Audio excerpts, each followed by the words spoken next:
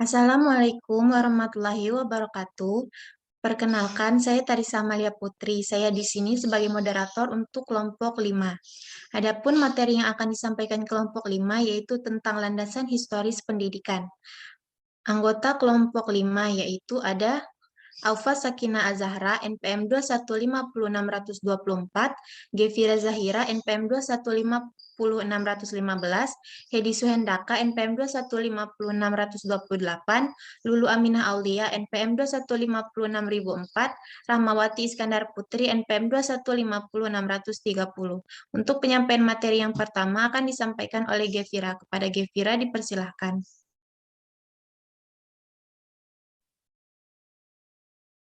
Materi yang saya akan sampaikan yaitu pendidikan pada zaman purba hingga zaman sekarang.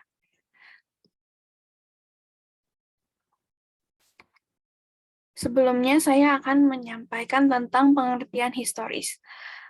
Sejarah atau histori adalah keadaan masa lampau dengan segala macam kejadian atau kegiatan yang didasari oleh konsep-konsep tertentu.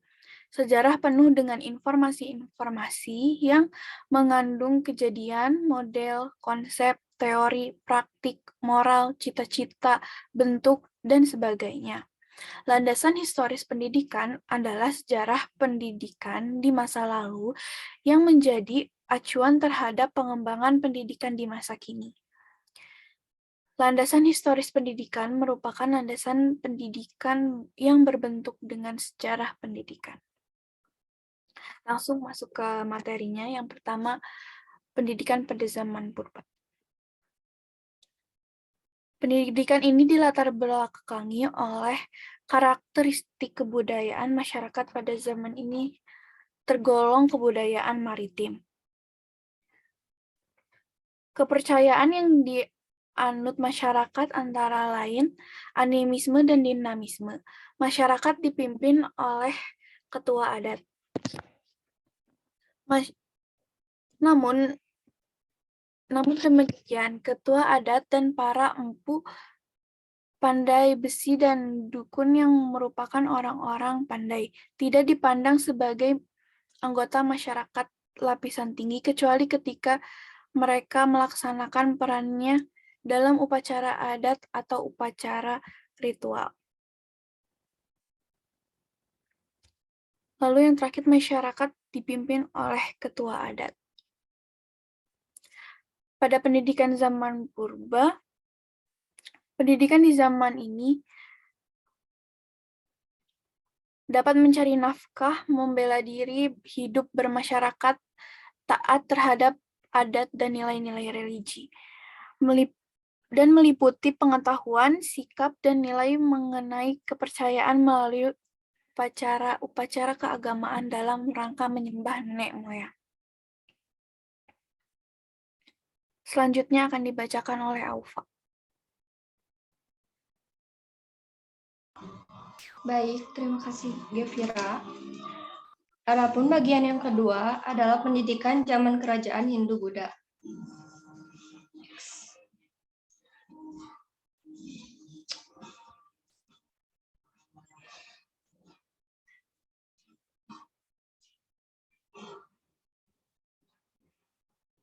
Yang dilatar belakangi, para nenek moyang tinggal di daerah subur dekat pesisir pantai. Mereka melakukan hubungan perdagangan dengan orang-orang India. Ketiga, para ketua adat berusaha menyamai Raja India. Adanya golongan manusia, golongan yang dijamin, dan golongan yang menjamin. 5. Berkembangnya feodalisme. Dan yang terakhir, terdapat stratifikasi sosial berdasarkan kasta. Stratifikasi sosial berdasarkan kasta di sini yaitu kasta Brahmana, kasta Ksatria, kasta Sudra, kasta Waisya, dan Parya. Adapun pendidikan di zaman ini yaitu diselenggarakannya di dalam keluarga dan di dalam keseharian masyarakat. Kedua, guru keraton mengajar anak raja dan bangsawan. Ketiga, guru petapa mengajar rakyat jelata. Dan terakhir, pendidikannya bersifat aristokratis, artinya terbatas. Yang selanjutnya akan dibacakan oleh Rahma. Terima kasih Aufa. Yang ketiga ada zaman kerajaan Islam.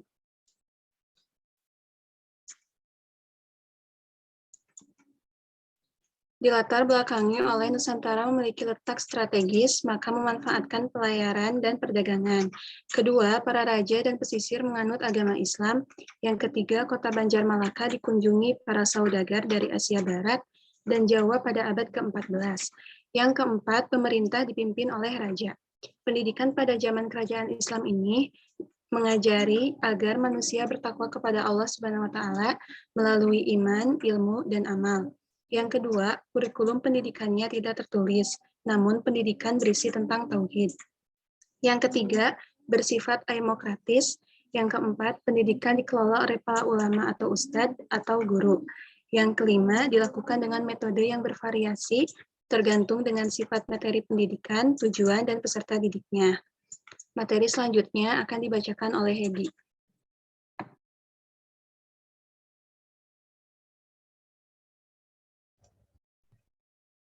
Yang keempat, zaman pengaruh Portugis dan Spanyol.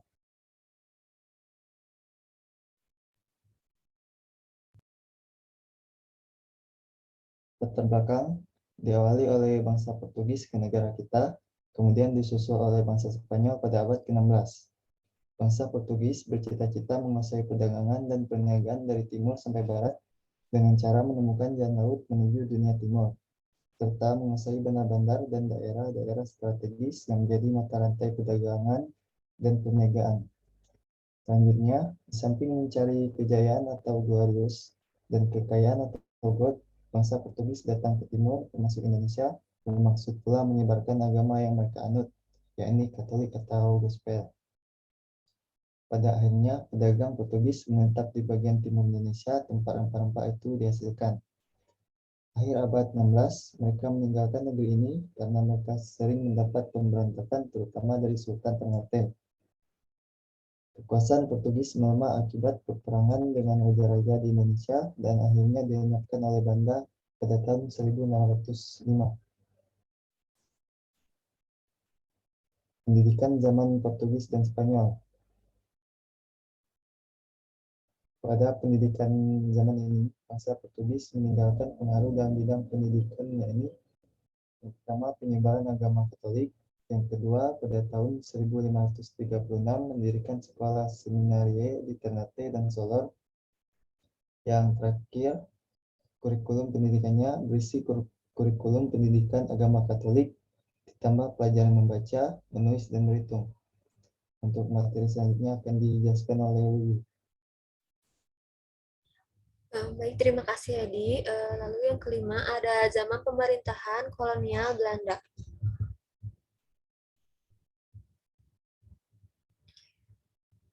Dilatar belakangi pada tahun 1596, bangsa Belanda datang ke negeri kita.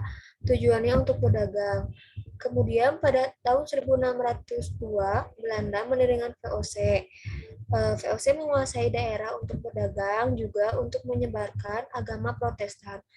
Karakteristik pada zaman ini yaitu berlangsungnya kolonialisme, juga berlangsungnya monopoli perdagangan hasil pertanian yang dibutuhkan dan laku di pasar dunia.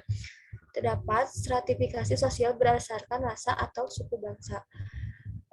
Kemudian pendidikan pada zaman kolonial Belanda, yaitu kolonial Belanda mendirikan sekolah anak Eropa yang bernama Europese Large School setara SD hingga 7 tahun. Lalu yang kedua ada Huger Burger School setara SMP dan SMA hingga 5 tahun. Lalu sekolah pribuminya yang bernama Hollandse Inlandes School setara SD hingga 7 tahun. Yang kedua ada Mid Witgerbert Lower Underwich setara SMP hingga 3 tahun. Dan yang ketiga ada Algemin Middelbare School setara SMA hingga 3 tahun. Materi selanjutnya akan dibacakan oleh Gevira. Materi selanjutnya yaitu pendidikan oleh kaum pergerakan nasional sebagai sarana perjuangan kemerdekaan.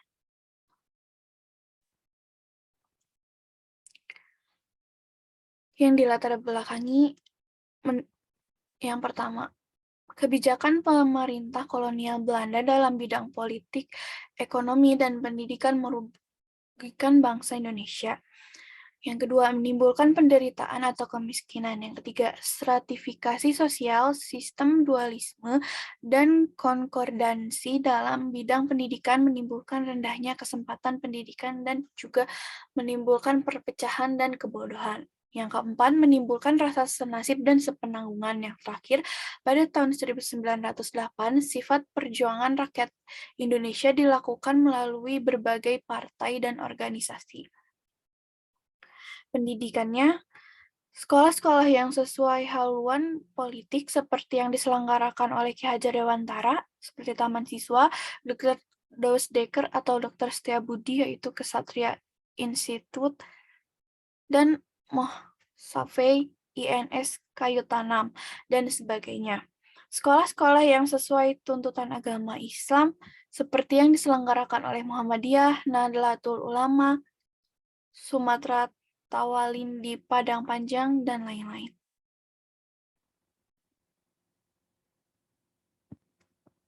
Selanjutnya dibacakan oleh Aufa.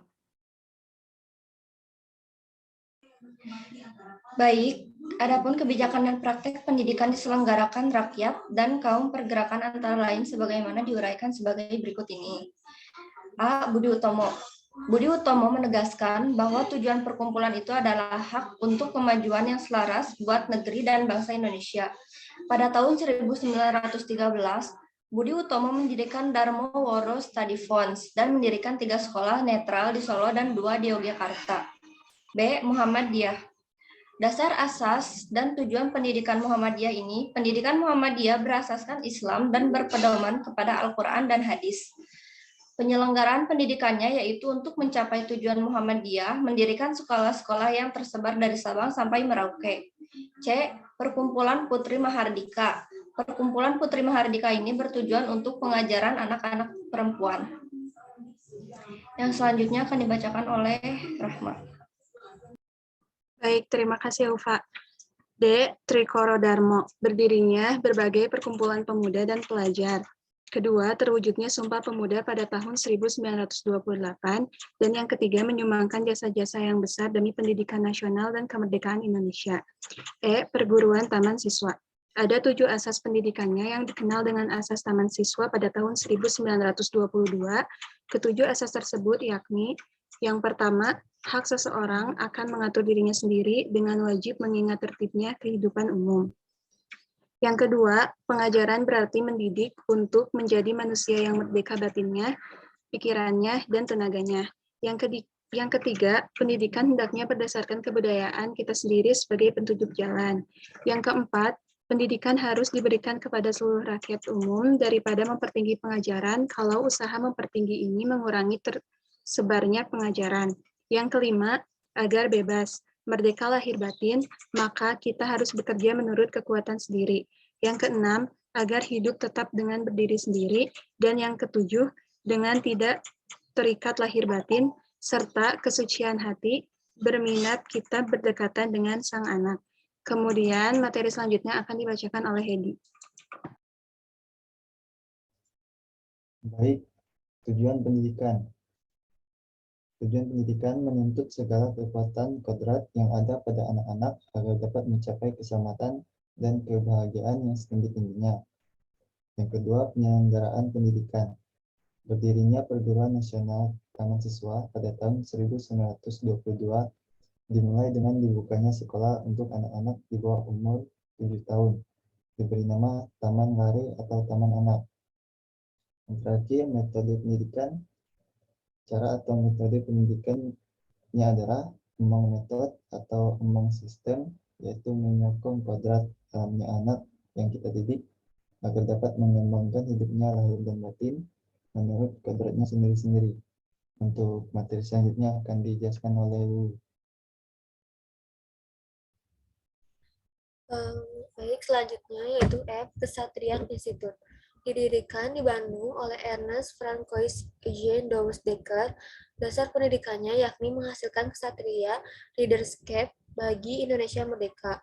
G. Nahdlatul Ulama atau NU. NU bertujuan memegang teguh salah satu mazhab dari mazhab imam yang berempat, yaitu Syafi'i, Maliki, Hanafi, dan Hambali. Lalu yang H, INS Kayu Tanam. Dasar pendidikan sebagaimana dikemukakan oleh A.G. Sujono pada tahun 1979. Pada awal didirikannya INS mempunyai dasar pendidikan sebagai berikut. Yang pertama, berpikir secara logis atau rasional. Yang kedua, keaktifan atau kegiatan. Yang ketiga, pendidikan kemasyarakatan. Yang keempat, memperhatikan bakat anak. Yang kelima, menentang intelektualisme.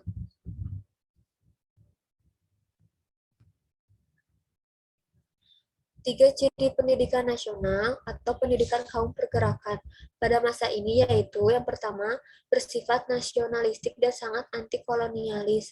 Yang kedua, berdiri sendiri atau percaya kepada kemampuan sendiri.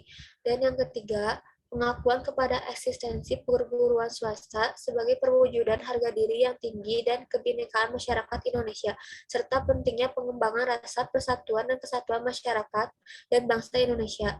Menurut H.A.R. Tilaar pada tahun 1995.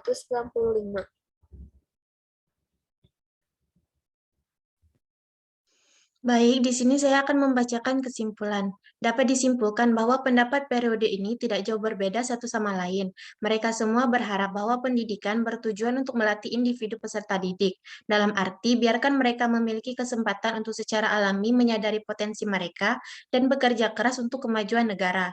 Pendidikan pada dasarnya hanya memberikan bantuan dan pelayanan melalui pengaturan. Sejarah juga menunjukkan betapa sulitnya perjuangan kemerdekaan dibandingkan dengan perjuangan mengusir penjajah.